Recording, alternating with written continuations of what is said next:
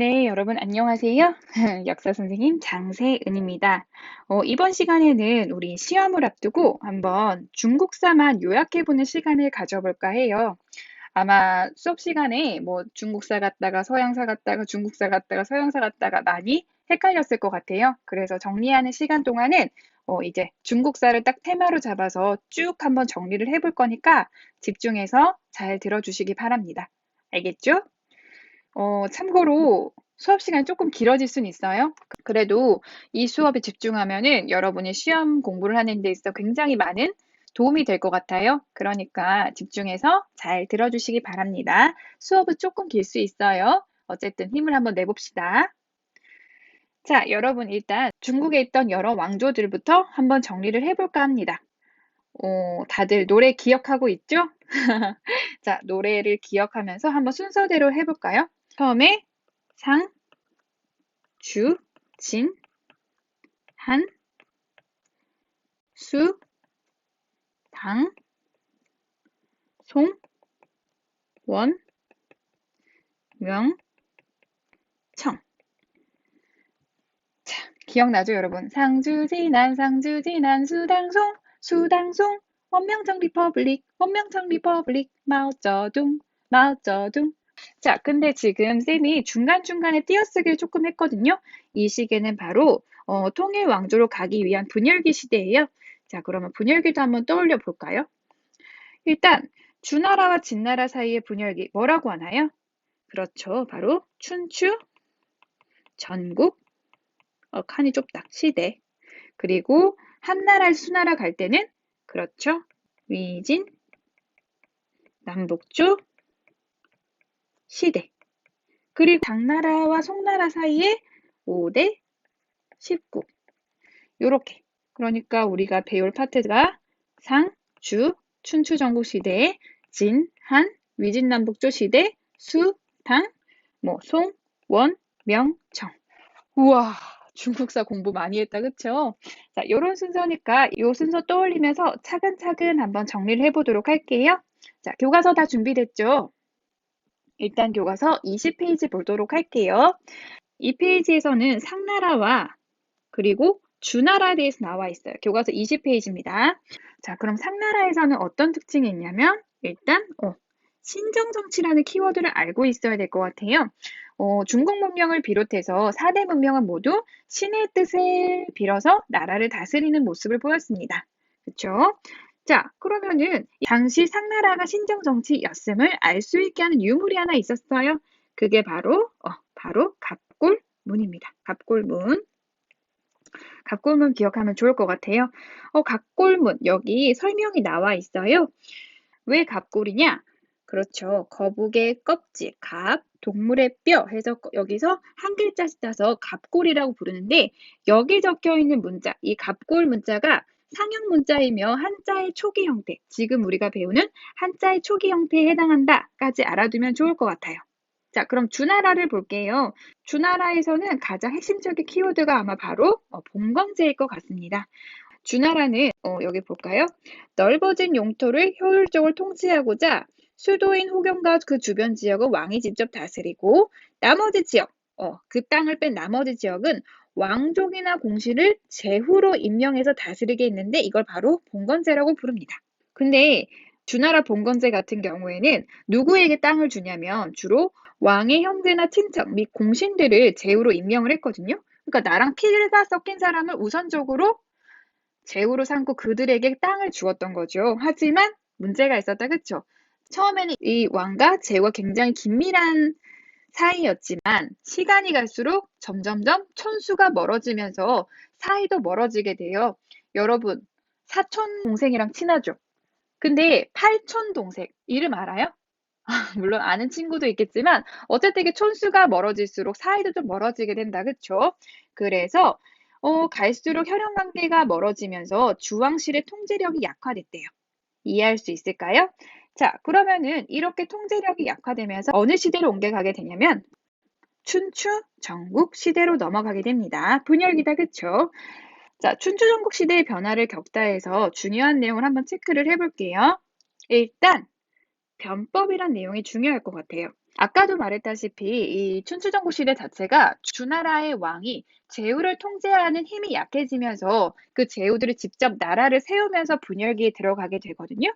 그런데 이 분열된 나라끼리 서로 통일된 왕조를 세우기 위해서 서로 싸우게 된다. 그쵸? 그러면서 전쟁이 일상화하게 됩니다. 오케이? 그래서 보다시피 전쟁에 필요한 대규모 병력과 물자를 효율적으로 동원할 수 있도록 체제를 개혁하였다. 즉, 법을 바꿨다고 하는데 이게 바로 변법. 법을 변화시켰다.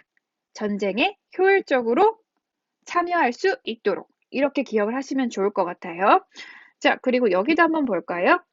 아까도 말했듯 전쟁이 일상화되면서 정치적으로 분열과 대립이 있었지만 춘추전국 시대는 사회적, 경제적으로는 큰 발전을 이뤘대요.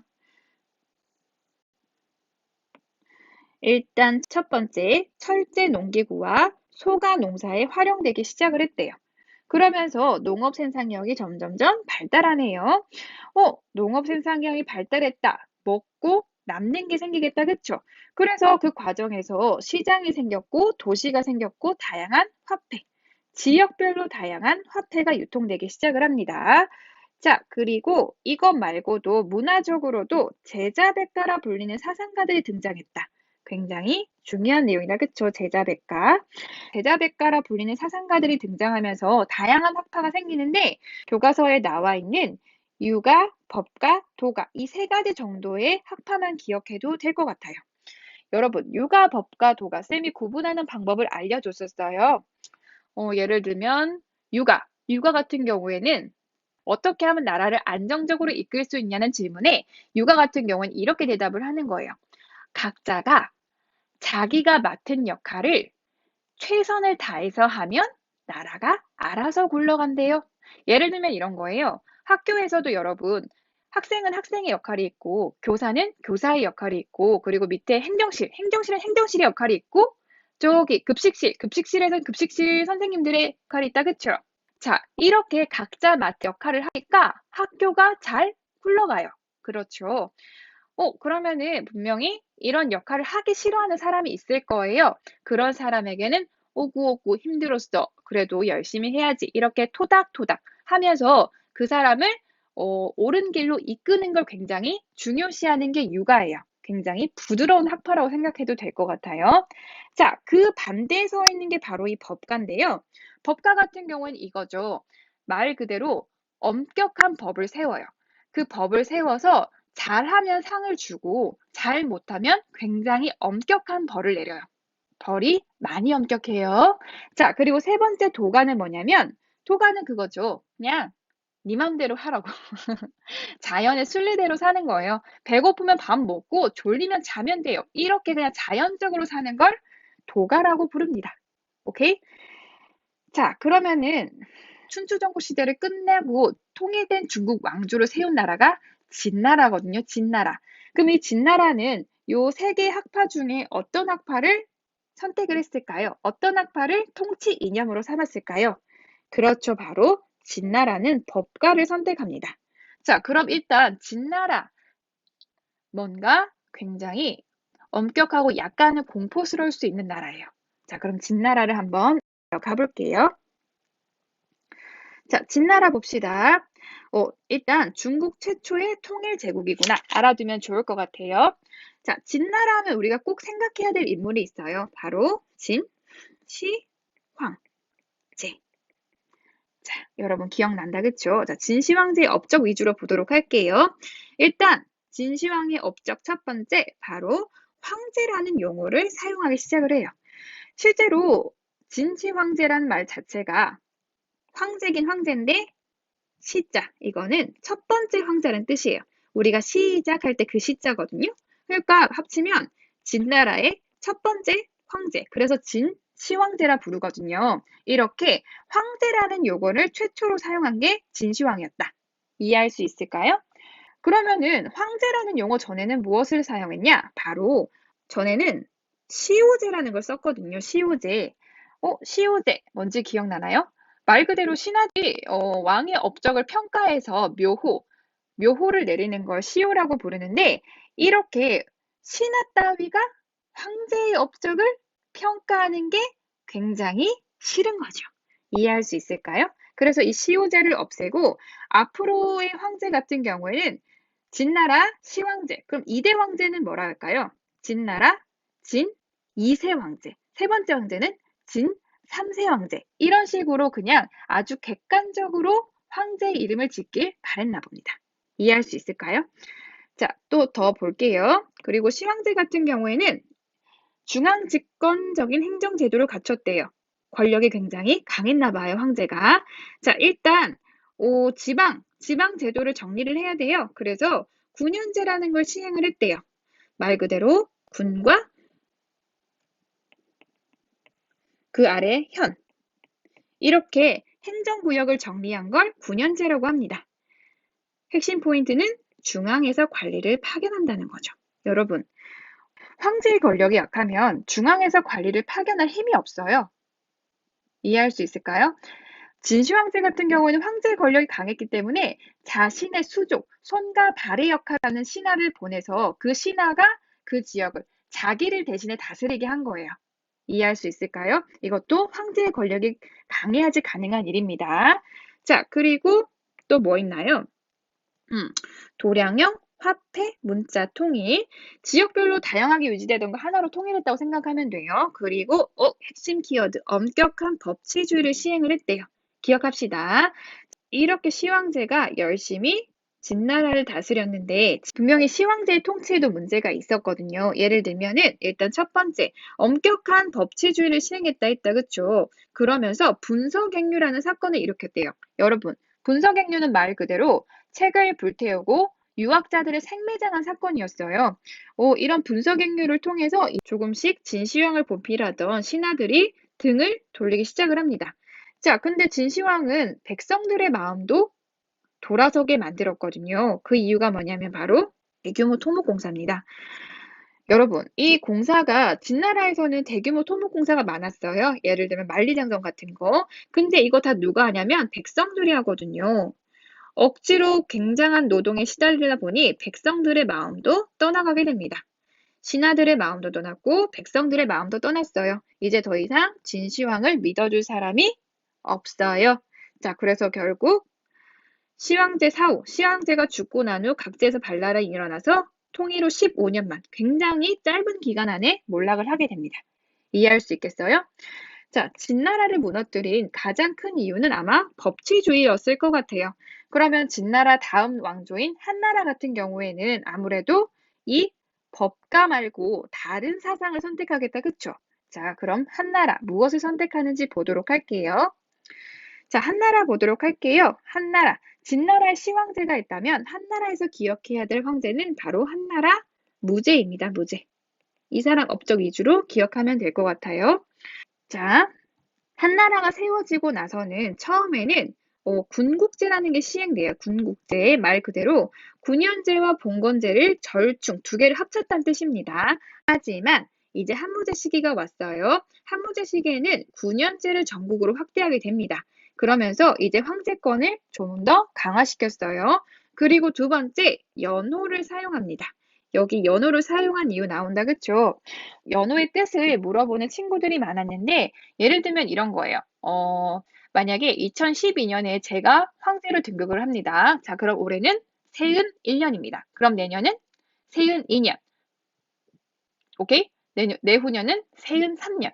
그러다가 만약에 새로운 황제가 등극을 해요. 새로운 황제가 올라오면은 또 그 황제의 호를 따서 해의 개수를 세는 거예요. 예를 들면은, 쌤이 지금 볼펜을 쥐고 있으니까 황제가 만약에 볼펜이에요. 그럼 볼펜 1년, 볼펜 2년. 이런 식으로 각 해에 황제 연호를 따서 해의 횟수를 세는 것을 연호라고 부릅니다. 오케이?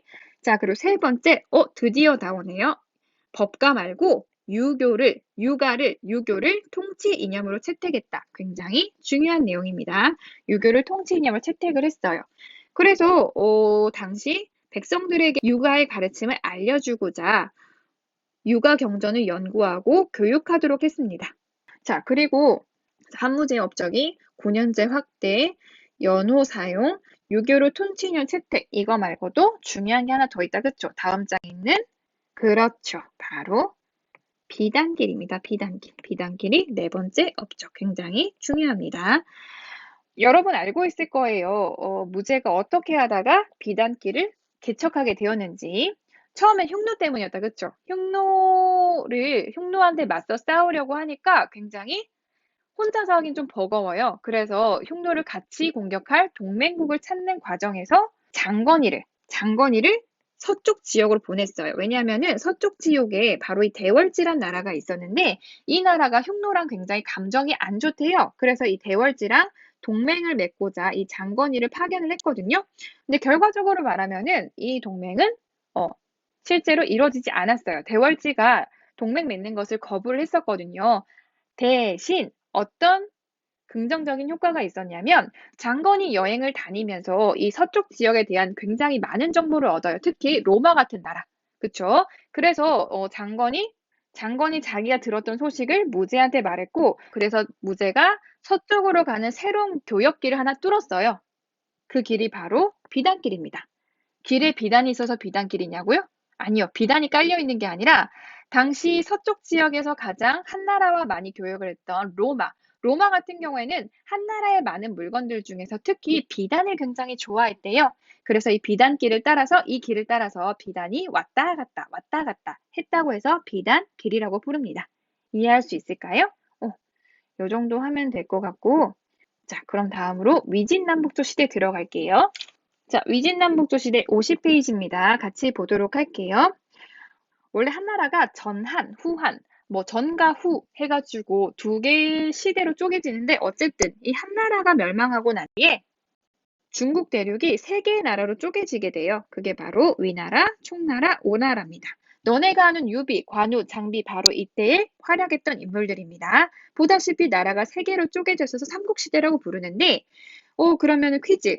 이 위초고 중에서 한나라로부터 나라의 정통성이랄까? 그런 걸 이어받은 나라가 어딜 것 같아요? 네, 바로 위나라입니다. 위나라.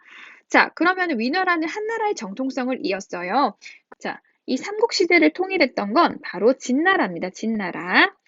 자, 근데 이 진나라가 얼마 가지 못해요. 왜냐하면은 진나라를 둘러싸고 5 오랑캐가 싸우고 있거든요. 우와, 흉노만 상대하는 것도 그렇게 버거웠는데 이제 유목민족이 무려 5개래요. 5개. 그래서 결국 서진은 얼마 가지 못하고 결국 중국 대륙을 빼앗기고 동남쪽으로 내려가게 되거든요. 그래서 그 진을 동진이라고 부릅니다.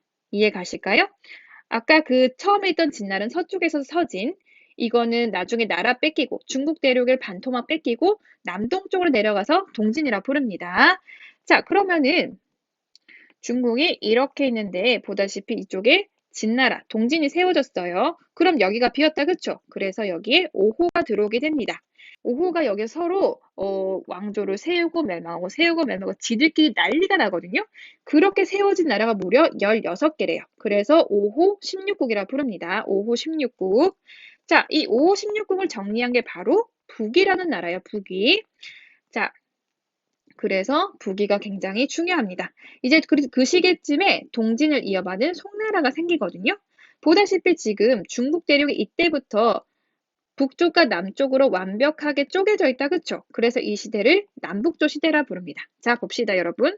그래서 위, 진, 남북조. 위진, 남북조 시대라고 부릅니다.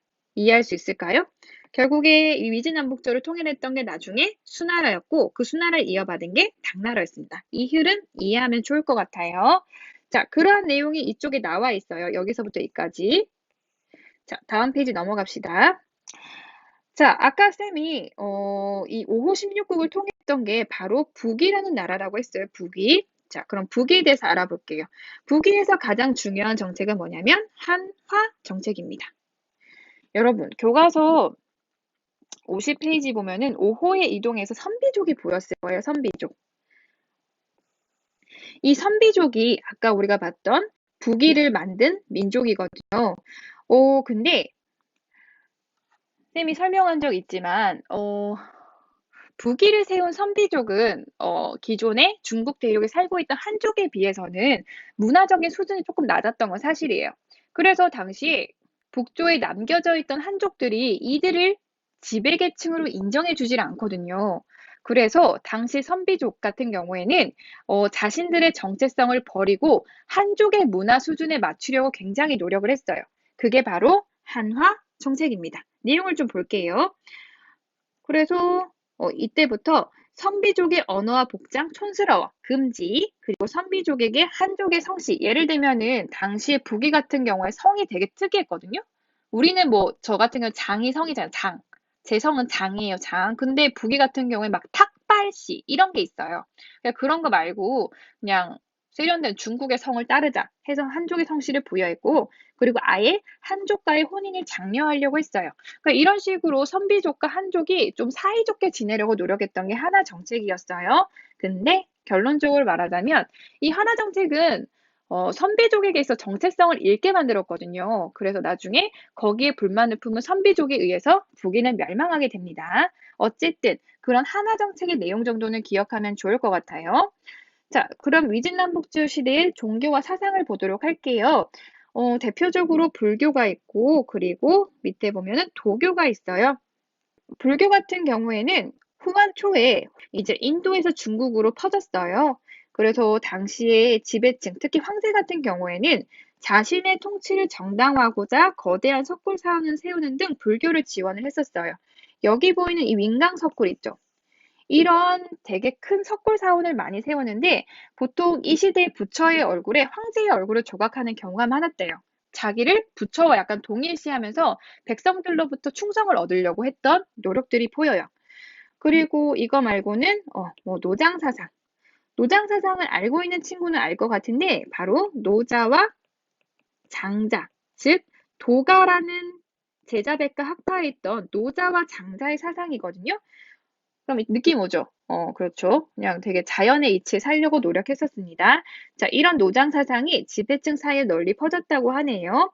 자, 그리고 도교 같은 경우에는 말 그대로 도가가 종교로 바뀌어서 도교거든요. 이런 도교도 굉장히 유행했던 시절이 바로 위진남북조 시대입니다. 요 정도 기억합시다. 자, 넘어갈게요. 자, 위진남북조 시대를 통일시켰던 것이 바로 수나라입니다. 수나라 볼게요. 자, 수나라 같은 경우 일단 첫 번째 기억해야 될 게 이 시기에 시험을 통해 관리를 선발하는 과거제를 실시했다. 꼭 기억을 해둡시다. 자, 그리고 두 번째 업적 뭐가 있냐면, 그렇죠. 바로 대운하란 게 있어요. 대운하는 뭐냐면, 지금 위진 남북조 시대가 말 그대로 북쪽에 있는 북조와 남조로 쪼개졌던 시절인데, 우리도 지금 남한, 북한으로 나눠져 있잖아요. 그쵸? 그래서 남한과 북한을 연결할 수 있는 도로가 없어요. 그래서 이 당시에도 북조와 남조가 꽤 오랫동안 분열되어 있었기 때문에 북조와 남조를 이어줄 수 있는 물길을 만든 게 바로 대운하입니다. 이해할 수 있을까요? 만약 예를 들면은 저기 중국 보면은 뭐 황하강, 창정강 뭐 이렇게 쪼개져 있다면 여기에다가 물길을 이렇게 만든 거예요. 그러면 남쪽과 북쪽이 자유롭게 왕래할 수 있겠다. 그쵸? 그게 바로 대운하입니다. 남북으로 있는 대운하 완성을 했어요. 자, 그리고 이런 정책 말고도 수나라면은 고구려와의 전쟁을 빼놓을 수 없는데 수양제 같은 경우 여러 차례 고구려를 침략했으나 결국 모두 실패했어요. 오케이? 뭐 결국 그래서 38년 만에 멸망을 했다. 이 정도 기억하면 될 것 같고 당나라 가볼게요. 자, 당나라에서는 수나라의 뒤를 이어서 여러 가지 통치제도를 정비했던 게 굉장히 중요하거든요. 여기 그 내용이 나와 있어요. 일단 당은 수의 통치제도를 계승하면서 통치제도를 정비하였다. 그러니까 수나라에서 통치제도에 대한 기본적인 계략적인 틀을 만들었다면 당나라는 그 틀에다 살을 붙여서 완성시킨 시기라고 생각을 하면 될 것 같아요. 그 예를 들면은 중앙에 최고 행정기관으로 삼성육부를 뒀대요. 여기 교과서에 삼성육부 나와 있다. 그쵸? 보다시피 성이 몇 개? 하나, 둘, 셋. 그래서 삼성이고 부가 하나, 둘, 셋, 넷, 다섯, 여섯. 어이구야. 그래서 3개의 성, 6개의 부라고 해서 삼성육부입니다. 이해할 수 있을까요? 삼성에서는 뭐 여러 가지 정책을 아이디어를 내고 그리고 그 아이디어가 정말 당나라에 적절한지 토론을 하고 마지막으로 결론이 났다면 그 정책을 집행하는 그런 역할을 했거든요. 근데 상소성 혼자서 그 많은 정책을 다 시행할 수 없잖아요. 그래서 6개의 부로 나뉘게 됩니다. 지금도 우리 뭐 외교부, 교육부 이렇게 부서가 나눠 있듯이 이 시대도 마찬가지였어요. 그 정도 기억해 두시면 될 것 같아요. 그리고 그것 말고도 백성들에게 토지, 조세, 군사 등의 제도를 정비했거든요. 뭐 예를 들면 이런 거예요. 이걸 다 설명하려면 엄청 걸리네. 예를 들면 여기 왕이 있어요. 그리고 백성이 있어요. 자, 그러면은 왕은 백성에게 무엇을 무료로 주냐면 바로 첫 번째 토지를 무료로 줍니다. 토지를 무료로 준다는데 안 받을 사람이 있을까요? 없겠죠? 그럼 일단 왕에게 토지를 받았기 때문에 백성도 왕에게 무언가를 토해내야겠다. 그쵸? 그래서 시행된 게 바로 조세와 군사입니다. 조세 같은 경우에는 지금의 세금 같은 거예요. 세금. 그리고 군사 같은 경우에는 지금도 남자들은 20살이 넘어가면은 군대 영장이 나온다. 그쵸? 이런 식으로 그냥 군사 의무를 가진다. 이게 백성들의 의무였어요. 요 정도만 알아도 될 것 같아요. 나중에 한국사 배울 때 좀 더 자세히 할게요. 자, 그거 외에 또 뭐가 있을까요? 지방은 주와 현으로 나누어 다스린 거, 그리고 과거제를 수나라한테 이어서 계속 시행을 했네요. 이런 제도를 통해 당나라는 안정적으로 통치가 가능했습니다. 그런데 8세기 후반부터 일이 많아졌어요. 그래서 뭐 안사에 난 때 수도가 함락됐대요. 아이고야 어쩜 좋노. 자, 그러면서 기울어지기 시작하다가 또 황소가 또 난을 일으키네요. 여러분 여기서 황소는 음매의 소가 아니고 사람입니다. 사람. 자, 그러다가 결국 누구한테 멸망당했다? 절도사 세력의 멸망을 당했다. 오케이? 요 정도 합시다. 자, 그럼 다음 나라 상주진안 수당. 그렇죠. 송나라 갑시다. 자, 송나라. 자, 당나라 멸망 이후에 각지의 절도사 세력들이 난리를 피우네요. 아까 당나라가 절도사에 의해서 멸망했다는 문구를 봤었죠? 자, 여러분, 절도사는 어렵게 생각하지 말라고 그랬어요. 그냥 당나라의 국경 지역, 지금 우리나라로 치면 철원 같은 지역에 있는 장군들이라 생각을 하면 돼요. 이 절도사들이 국가를 세우면서 중국에 다시 또 통일된 왕조가 아니라 분열되는 시기를 겪거든요. 그때를 5대 십국 시대라고 합니다. 이것까지 기억할 필요는 없고 그냥 분열되었구나. 근데 이 분열을 끝낸 게 누구였나요? 그렇죠. 바로 조광윤입니다. 조광윤. 자, 조광윤이 송나라를 건국을 했어요. 근데 여기서 중요 포인트가 하나 있다. 그쵸? 이 조광윤이 무슨 출신이라 그랬나요? 그렇죠. 얘도 절도사 출신이에요. 절도사. 그럼 이 조광료는 절도사에 대해서 기본적으로 잘 이해하고 있는 사람이라 생각하면 돼요. 쌤이 얘기한 적이 있었는데 보통 신하 계열이 왕 아래 황제 아래 왕 아래 신하가 있잖아요. 신하는 두 계열로 나뉘거든요. 문관 그리고 무관.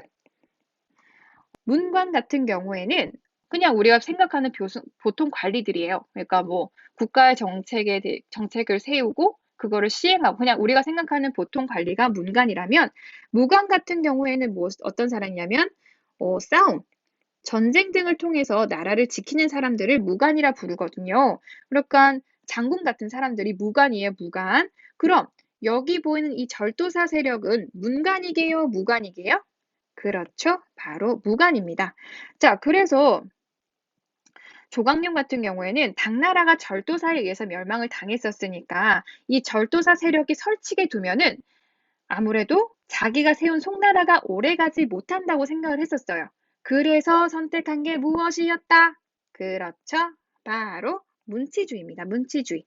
말 그대로 문관만 임명하는 체제라고 생각을 하면 돼요. 그러니까 뭐 이때까지 몇 년 동안, 몇십 년 동안 공부만 한 애들한테 국가 간의 싸움, 전쟁에 내보낸 거예요.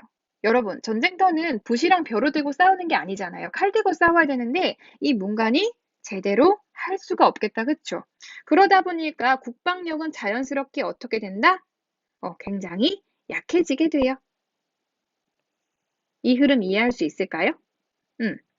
자, 안 그래도 국방력이 약한데 북방의 여러 유목민족이 또 송나라를 압박하네요. 아이고, 어떡하면 좋아? 자, 그래서 송나라가 굉장히 일을 많이 겪습니다. 유목민족한테 쫓겨서 남쪽으로 도망갔다, 그쵸? 기억나죠? 자, 이 국방력이 약한 송나라가 그나마 유목민족을 상대로 버틸 수 있었던 건 바로 돈이 많았기 때문입니다. 왜 돈이 많았냐? 왜냐하면 송나라에는 농업과 상업이 발달했기 때문이죠. 농업이 발달한 걸 알 수 있는 대표적인 농사법이 바로 모내기법입니다. 모내기법. 자, 여기 보인다, 그쵸? 모내기법. 이런 장면들 아마 본 적이 있는 친구도 있고 없는 친구도 있을 거예요. 지금도 벼농사를 할 때 이 모내기법을 쓰거든요. 네, 선생님이 수업했을 때 말했다시피 이 모내기법을 사용을 하면요. 기존에는 쌀만 재배할 수 있었던 걸 보리도 같이 재배를 할 수가 있어요. 그러니까는 땅을 1년 동안 놀리지 않고 1년 동안 쉬게 놔두지 않고 계속해서 이런 쌀과 보리를 재배할 수 있게 만든 게 모내기법이에요. 그러면은 기존에는 쌀만 있었는데 이제 보리까지 생겼네요. 먹을 게 많아졌네요. 남았으면 팔아야죠. 그쵸? 자, 그러면서 이제 상업도 발달하고 동전과 지폐가 유통되고 도시가 성장하기 시작을 합니다. 자, 어느 정도 송나라에서 농업과 상업이 발달을 했지만 안타깝게도 송나라는 금나라한테 쫓겨가지고 중국의 남쪽에 있었잖아요. 그쵸? 자, 그러면은 금나라에 의해서 육지를 통한 대외 교역은 다 막혔어요. 그래서 송나라가 선택한 게 바로 그렇죠. 바닷길을 통한 무역입니다. 자, 그런 내용이 교과서에 나오네요. 북방민족이 비단기가 추원길을 장악해서 송에서는 바다를 통한 무역이 활발히 이루어졌다. 근데 바다를 통한 무역을 하려면 어느 정도 기본 조건을 갖추고 있어야 돼요. 일단 첫 번째, 배를 만드는 기술 조선술, 배를 운행할 수 있는 항해술, 그리고 드넓은 바다에서 길을 잃게 하지 않는 나침반, 그리고 지도 제작까지. 이게 모두 뒷받침이 되었기 때문에 해상무역이 발달했다 생각하면 됩니다. 자, 송나라에서 해상무역이 발달했기 때문에 그런 해상무역을 관리하는 시박사 굉장히 중요합니다. 시박사를 증설해서 세금을 걷고 해외무역을 관리하는 역할을 맡겼습니다. 자, 이런 식으로 송나라에서 바다를 통한 무역이 활발하게 진행되자 굉장히 멀리까지 해외 무역을 했었거든요. 그러한 송나라의 해상 무역에서 빛나는 역할을 했던 게 바로 이슬람 상인들이었습니다. 그럼 우리 송나라를 이어서 다음 나라인 원나라로 가보도록 할게요. 자, 원나라에서는 일단 몽골 제국이 어떻게 성립했는지부터 알면 좋을 것 같아요. 몽골 제국하면 떠오르는 그 이름 뭘까요? 그렇죠. 바로 징기즈 칸입니다. 징기즈 칸과 그 후예들, 그의 아들들이 만든 나라가 굉장히 커요. 자, 그래가지고 나중에 징기즈 칸이 죽은 후에는 몽골 제국이 분할되어 여러 울루스들로 나뉘었대요. 혼자서 이 대륙 다 다스릴 수 없잖아요. 그쵸? 그래서 나누어 다스렸다고 생각하면 될 것 같습니다. 그럼 원나라를 볼게요.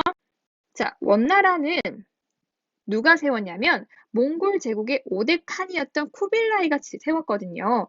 자, 그가 선택한 수도는 바로 베이징입니다. 지금 중국의 수도가 베이징이다. 그쵸? 자, 그래서 그는 간당간당하게 목숨을 부지하고 있던 남송을 정복해서 유목민족으로는 처음으로 중국 전역을 지배하게 됩니다. 이해할 수 있을까요? 자, 근데 이 쿠빌라이 칸이 중국을 다스렸던 제도가 굉장히 중요해요. 그게 뭐냐면 바로 몽골 제1주의. 말 그대로 몽골이 제일이란 뜻입니다. 자, 여러분 여기 표를 볼까요? 보다시피 몽골인이 제일이기 때문에 4등급의 신분 구조에서 가장 높은 신분을 차지하게 됩니다. 그 밑은 누구냐면 생목인. 생목인이 뭐라고 했어요? 그렇죠. 눈깔에 색깔 있는 사람, 즉 외국인을 의미합니다. 외국인. 특히 어떤 외국인이 많았냐면 아까 우리 송나라 했을 때 이슬람 상인들이 무역로에서 많이 활발하게 활동했다. 그쵸? 몽골 제국이 그렇게 큰 나라를 세울 수 있었던 것도 물론 그들의 뛰어난 전투 실력도 있지만 이슬람 상인들이 가지고 온 이 정보도 무시하지 못하거든요. 그러니까 적의 정보를 미리 알고 전투를 했던 거죠. 이해할 수 있을까요? 그래서 당시 자신이 세계 제국을 세울 수 있도록 도와줬던 이슬람 상인을 비롯한 외국인들을 여기 제2등급에다가 배치를 한 겁니다. 오케이? 자, 그러면은 이제 중국 사람들은 어떻게 됐느냐? 바로 3등급 한인. 한인은 뭐냐면 아까 중국을 반쪽했을 때 여기 금나라의 지배를 받던 사람이 한인. 그리고 여기 남송이 있었다. 그쵸? 남송의 지배하에 있었던 사람들을 남인이라 불렀습니다. 가장 낮은 등급이에요. 자, 이렇게 민족별로 차별 정책을 펼쳤다고 해서 민족 차별 정책이라고 하기도 합니다. 이런 식으로 아마 통치를 하다 보니까 자, 보다시피 3%에 달하는 사람들이 무려 더해봐. 몇 프로냐? 97%의 사람들을 다스리고 있는 상황이다. 그쵸? 특히 이 남인 같은 경우에는 원래 중국 대륙에서 가장 발달된 문화를 가지고 있던 사람들인데 보다시피 신분의 가장 최하 등급에 떨어지게 돼요. 그래서 아마 이 민족차별 정책에서 가장 이를 갈고 있었던 건 남인이 아닐까 싶어요. 결국 이러한 불만들이 쌓여서 원나라는 멸망하게 되거든요. 몇 가지 이유를 살펴볼게요. 일단 첫 번째, 황위 계승을 둘러싼 분쟁. 황위 계승은 말 그대로 황제 자리를 둘러싼 문제라고 생각하면 될 것 같아요. 그러니까 누가 다음 황제가 될 것이냐 이런 걸로 싸움이 났다고 생각을 하면 됩니다. 그리고 두 번째, 교초를 남발했대요. 여러분, 교초가 뭐냐면 원나라의 지폐거든요. 원나라의 지폐. 이 돈이 필요하다 보니까 지폐를 마구마구 찍어냈나 봐요. 남발. 여러분, 지폐가 너무 많아지면 그 나라의 경제가 무너지는 거 알죠? 물가는 점점 치솟고 그 나라의 경제가 무너지게 돼요. 그리고 세 번째는 바로 남인들의 불만. 그들이 모여서 홍건적이 난을 일으키게 됩니다. 홍건, 말 그대로 붉은 수건이란 뜻이에요. 머리다가 붉은 수건을 둘러싼 도적이란 뜻인데, 이 특히 남인들이 이 홍건적에 많이 가담을 하게 되거든요. 결국 이러한 난에 의해서 원나라는 멸망하게 됩니다. 자, 다와 가히 여러분, 이제 몽골 제국 자체가 굉장히 큰 제국이었잖아요. 그쵸? 그래서 이 제국 안에 있었던 동과 서 간의 교류를 한번 보도록 할게요. 아무래도 당시 몽골 제국의 크기가 어마어마하다 보니까 그 나라를 잇는 도로가 굉장히 발달을 하게 돼요. 자, 그러면서 우리가 생각해야 될 거? 그렇죠. 바로 도로에 있는 역참. 쌤이 이 역참을 무엇에 비유했나요? 그렇죠. 휴게소. 우리 휴게소 보이면 되게 행복하죠. 이 시대도 마찬가지였습니다. 이 역참회란 곳에서 맛있는 것도 먹을 수 있고, 그리고 말도 갈아탈 수 있었대요. 그리고 잘 수도 있었어요. 그러니까 원나라 시대 휴게소라고 생각하면 될 것 같아요. 자, 그리고 두 번째 생각해야 될 거, 원나라에서 통용되는 지폐, 바로 교초를 생각하면 좋을 것 같아요. 아무래도 세계 제국이다 보니까 그 안에 여러 나라들이 있었을 거고, 그 나라들이 쓰는 화폐가 각기 달라겠다, 그쵸? 그래서 그 제국 안에서 통일되게 쓸 수 있는 화폐인 교초를 만들어낸 겁니다. 오케이? 자, 그러면서 뭐 그 밑에 내용은 동서를 연결하는 교역망이 크게 확장되었다. 요 정도 기억해 두면 될 것 같아요. 자, 동서 교류를 보도록 할게요. 몽골 제국 같은 경우에는 몽골 제국이 워낙 크다 보니까 그 안엔 굉장히 많은 나라가 존재했었겠다. 그쵸? 그 나라마다 문화도 다르고, 뭐, 믿는 종교도 다르고, 굉장히 다른 게 많을 거란 말이에요. 그런데 이 원나라 같은 경우에는 여러 가지 종교와 문화에 대해서 관용적인 정책을 펼쳤어요. 그러니까 다르다는 이유로 나쁘게 보거나 하지 않고 무슨 종교든 무슨 문화든 다 포용하는 정책을 펼쳤다. 그렇게 생각하시면 될 것 같아요. 그래서 이런 수도에는 카라코룸과 그리고 원나라 수도였던 대도 베이징에는 다양한 종교 사원이 들어섰었어요. 그리고 동서를 넘나드는 왕래와 교류를 통해서 중국의 화약, 나침반, 인쇄술 등 서양에 전파됐었다. 그쵸? 그래서 선생님이 그런 얘기 했었어요. 중국의 화약이 서양으로 가서 서양 중세 기사를 몰락시켰다. 그리고 뭐 나침반 이런 거 덕분에 나중에 서양의 대항해 시대가 열리게 되었다. 이런 말 했었습니다. 자, 그 정도 기억하면 될 것 같아요. 넘어갈게요. 몽골 제국 시대의 다양한 여행가들의 이야기를 들어볼게요. 그 중에는 뭐 여러 사람이 있지만 우리가 기억해야 될 사람은 바로 이 사람, 마르코 폴로. 마르코 폴로는 밑에 나와 있다시피 17년 동안 쿠빌라이 칸의 궁궐에서 관리로 일했다. 그쵸? 그동안에 굉장히 많은 것을 보고 들은 후에 다시 자신의 고향인 이탈리아로 귀국을 한 다음에 이제 자신의 이야기를 어떤 소설가에게 이야기를 했고 그 소설가가 마르코 폴로의 이야기를 바탕으로 펴낸 책이 바로 동방견문록이었습니다. 기억해 두시면 좋을 것 같아요.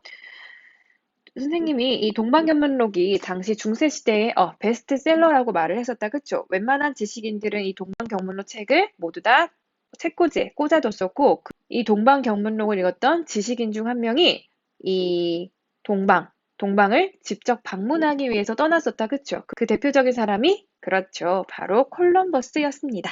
이해할 수 있을까요? 자, 그러면 다음 시대로 넘어갈게요. 바로 명나라. 자, 명나라를 건국한 사람은 누구냐면 바로 원장님, 주원장님, 홍무제였다. 그쵸? 이 주원장 같은 경우에는 명나라를 세우면서 여러 가지 과제를 짊어지고 있었어요. 아무래도 원나라를 거치면서 중국 대륙을 통째로 유목민족에게 빼앗긴 적이 있었기 때문에 그런 유목민족의 흔적들을 지우고 그리고 약화된 황제 권력을 다시 끌어올리는 게 그의 과제였거든요. 그래서 주원장의 업적이 여기서부터 여기까지 많이 나와 있네요. 한번 같이 보도록 할게요. 일단 이 사람은 명을 건국하고 남경에다 도움을 정했어요. 그리고 홍무제는 그렇죠. 바로 재상을 없애고 행정을 담당한 유부를 직접 장악을 했습니다. 선생님이 재상을 왜 없앴는지 얘기를 했었죠.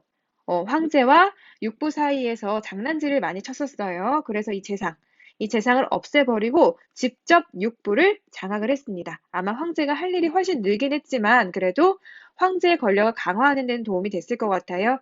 그리고 세 번째, 관료에 대한 감찰을 강화하고, 네 번째, 군대 통수권, 군대를 통솔할 수 있는 권리도 분산, 나누어져서 반란이 일어날 가능성을 최소화하는 데 힘을 썼습니다. 자, 이거 말고도 또 정책들이 몇 개 더 있어요. 일단 사회적으로는 그렇죠. 몽골의 풍습을 없애야 된다. 그쵸? 몽골의 풍습을 없애서 한족의 문화와 전통을 회복하려 하였다. 기억해두면 좋을 것 같아요. 그리고 학교 제도와 과거제를 정비한 다음에 그리고 향촌에서는 이갑제를 시행했다. 그쵸? 이갑제 여기 나와 있네. 이갑제. 선생님이 이갑제는 뭐 그 내용까지 자세하게 알 필요는 없다고 말을 했었어요. 아주 간단하게만 설명을 하면은 이갑제 같은 경우는 110가구, 그러니까 집이 110집을 하나의 리로 삼았습니다. 1, 2, 1, 2. 지금도 우리도 창현 리, 녹촌 리 하지 않나요? 그쵸? 어쨌든 이걸 1, 2로 삼은 다음에 110가구로 나눴어요. 10가구, 그리고 100가구. 10가구는 부자, 이 110가구에서 가장 잘 사는 10개의 가구를 뽑아서 이 사람들을 이장호라 불렀고, 그리고 이들을 갑수호라고 불렀습니다. 갑수호. 자, 그러면은 결국에 원리는 그거예요. 이 110가구 같은 경우에는 한 달에 내야 되는 세금이 정해져 있거든요. 예를 들면 110만 원을 칩시다. 110만 원이면 한 가구당 10,000원씩 내면 돼요. 그쵸? 그런데 만약에 110가구 중에서 다 50개의 가구가 야반도주, 밤에 도망을 갔다고 생각을 해봐요. 그럼 몇 가구가 남았나요? 60가구가 남았다. 그쵸? 그 60가구가 한 달 동안 내야 되는 돈은 얼마예요? 똑같이 110만 원이에요.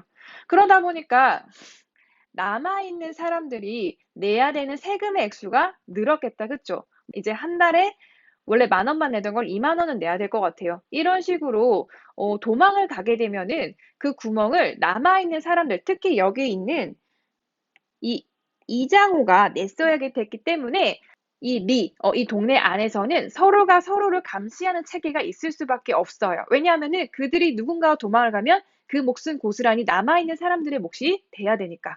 그렇기 때문에 도망가지 않도록, 이 동네의 사람들이 도망가지 않도록 서로가 서로를 감시하는 체계가 만들어집니다.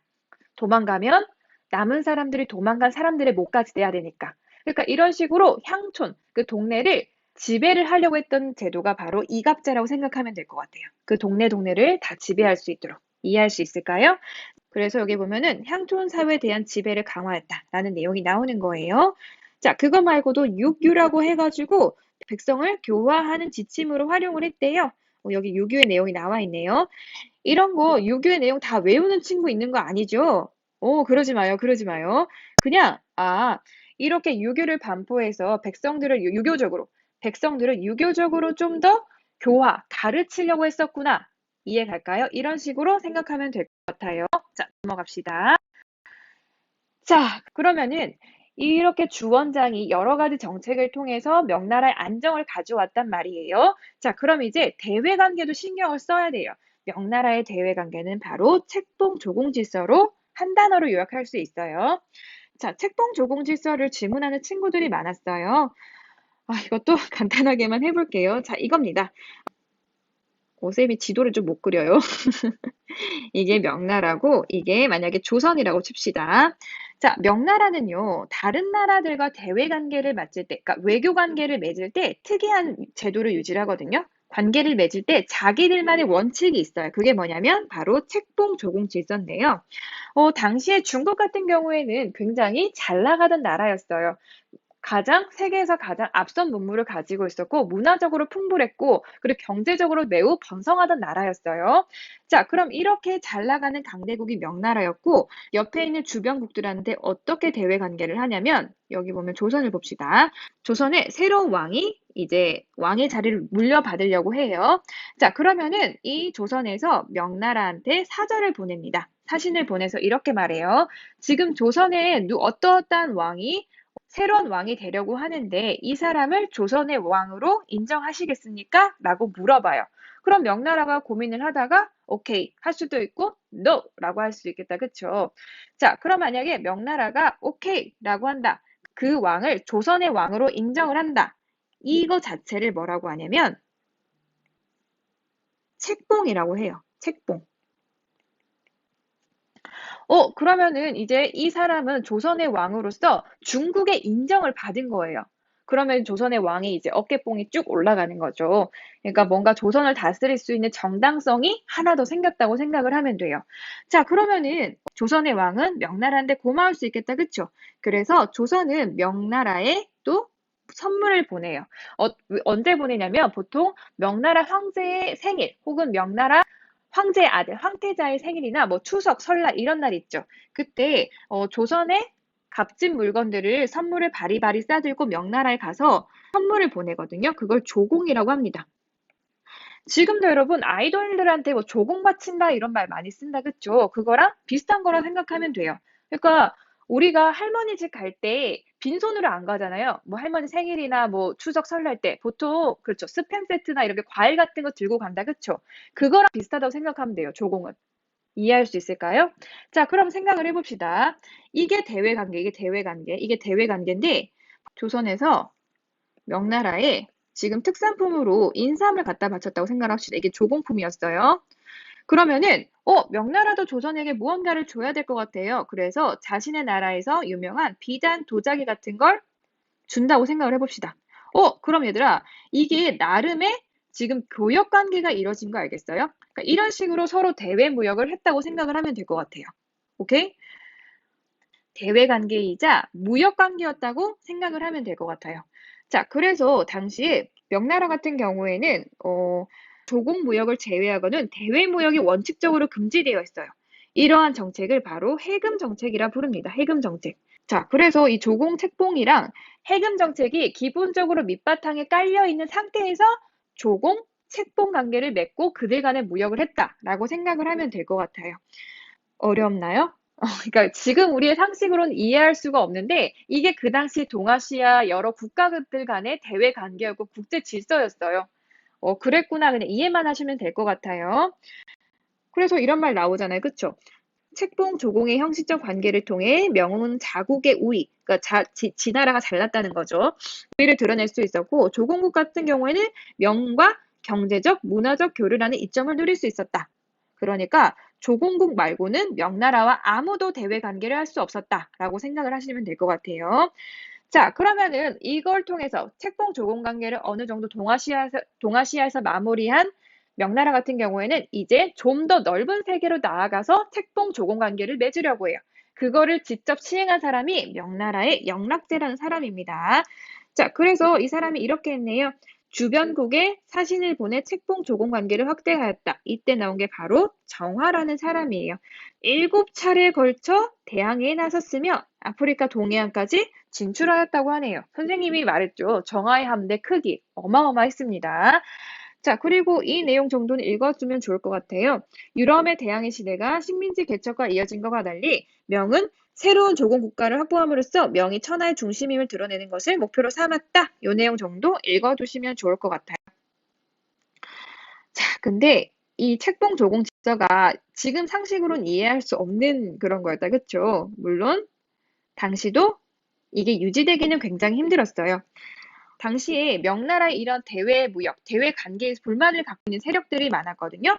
특히 북방, 오이라트부, 타타르부 같은 애들도 불만을 가지고 있었고, 그리고 일본의 왜구 같은 경우에도 이런 거, 명비단, 도자기, 동전 같은 거 확보하려고 밀무역은 불법 무역이다, 그쵸? 그리고 약탈, 빼앗아가는 걸 감행을 했대요.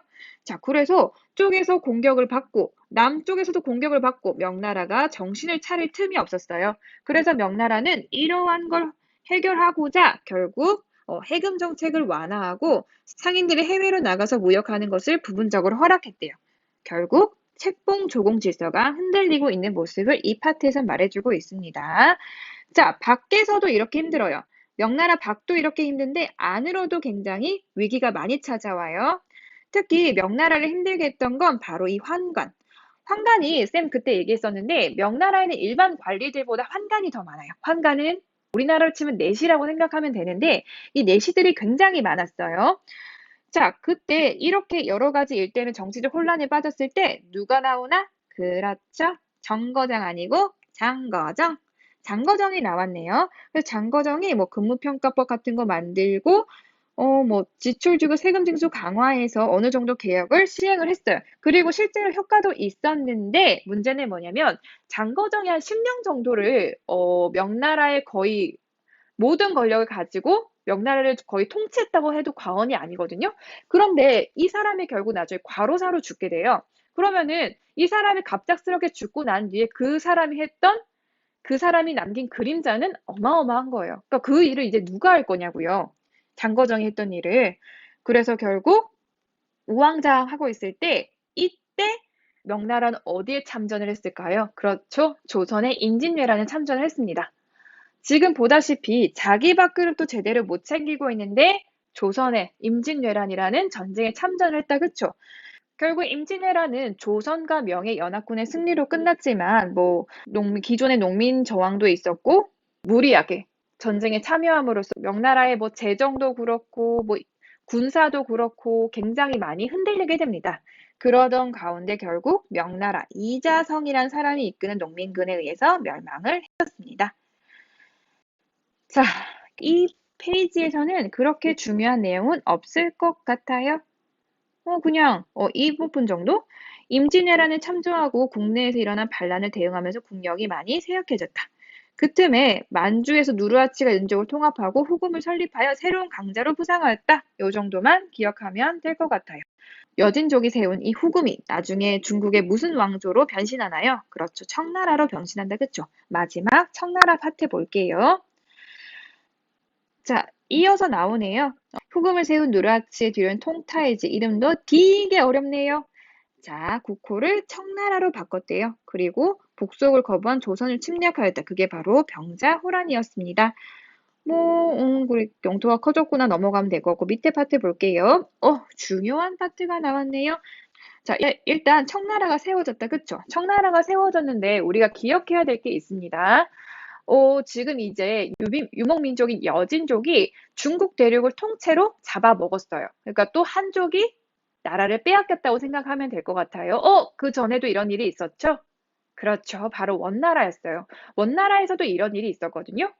이제 원나라를 세운 쿠빌라이 칸 같은 경우에는 굉장히 특이한 통치 방식을 만들었어요. 그게 바로 민족 차별 정책이었다. 그쵸? 근데 여러분이 기억하다시피 결국 원나라를 망하게 만든 것도 민족 차별 정책 때문이었거든요. 그러면은 아마 이 청나라 같은 경우에는 그런 민족 차별 정책 같은 그런 정책은 시행하기 힘들 것 같아요. 그러면은 청나라는 원나라를 통해서 어떤 교훈을 얻었는지 한번 보도록 할게요. 자, 일단 명예제도를 계승을 했다. 그쵸? 자, 그리고 오른쪽에 보면은 그 와중에도 만주족 고유의 정책을 시행하는 모습도 보입니다. 자, 그럼 같이 볼게요. 만주족은 일단 명예중앙집권적인 황제 지배체제를 계승했고 관료제, 지방행정제도 대체로 계승하고 유교를 통치 이념으로 활용을 했대요. 어느 정도 명나라를 계승한 게 있었다. 그쵸? 한편 여기서부터 중요할 수 있겠다. 자, 중요 표시할게요. 소수의 만주족이 다수의 한족을 안정적으로 통치하려면 지역사회 누구의 협력이 필요했다? 신사계층. 이 사람들 굉장히 중요합니다. 신사계층의 협력이 필요했대요. 그래서 청나라 같은 경우에는 이 신사계층의 협력을 이끌어내기 위해 당근과 채찍의 정책을 펼치거든요. 당근은 회유책, 채찍은 강경책이라 생각하면 될 것 같아요. 자, 일단 당근부터 볼게요. 일단 당근. 청은 신사들의 지위와 특권을 그대로 인정해 주었고 과거제를 유지했다. 그쵸? 그리고 두 번째 휴책이 하나 더 있어요. 오른쪽 페이지에 있네요. 두 번째 휴책은 중앙과 지방의 요직에는 만주족과 한족이 함께 임명되는 만안병령 정책을 펼쳤었어요. 이게 당근 두 개예요. 그러면 이제 채찍, 강경책을 볼게요. 강경책은 바로 만주족 고유의 머리, 그리고 의복을 강요했다. 그쵸? 띠로리, 아우 어떡해 이 머리. 자, 이게 첫 번째. 그리고 채찍 두 번째는 뭐냐면 엄격한 검열로 비판 여론을 탄압해요. 그러니까 만주족을 비판하는 모든 여론을 다 탄압을 했다고 생각하면 될 것 같아요. 이해할 수 있을까요? 회유책 두 개, 강경책 두 개네요. 꼭 기억을 해두도록 합시다. 그리고 뭐 나머지는 딱히 기억해야 될 내용은 없을 것 같아요. 청나라 같은 경우에는 지금 보다시피 명예 제도를 계승한 것도 있었고 만주족 고유의 정책을 시행한 것도 있었어요. 뭐 팔기 조직 이런 것도 원래 만주족 고유의 정책이었거든요. 그러니까 명나라의 제도를 계승하면서도 어느 정도 자기의 색깔을 잃지 않으려고 노력했던 모습을 보이고 있어요. 그래서 번영을 하네요. 청나라 잘 먹혔나 봐요. 이런 정책들이. 잘 먹고 잘 살았대요. 넘어갈게요. 자, 여기서도 중요한 내용이 나오겠다. 그쵸? 일단 첫 번째 줄부터 볼게요. 두 번째 줄. 명대와 마찬가지로 중화 사상에 기초해서 주변국의 군주를 책봉하고 아까 왕이 책봉받는 거 봤죠? 그러면 그가 바치는 조공을 받는 관계를 똑같이 수행을 했었대요.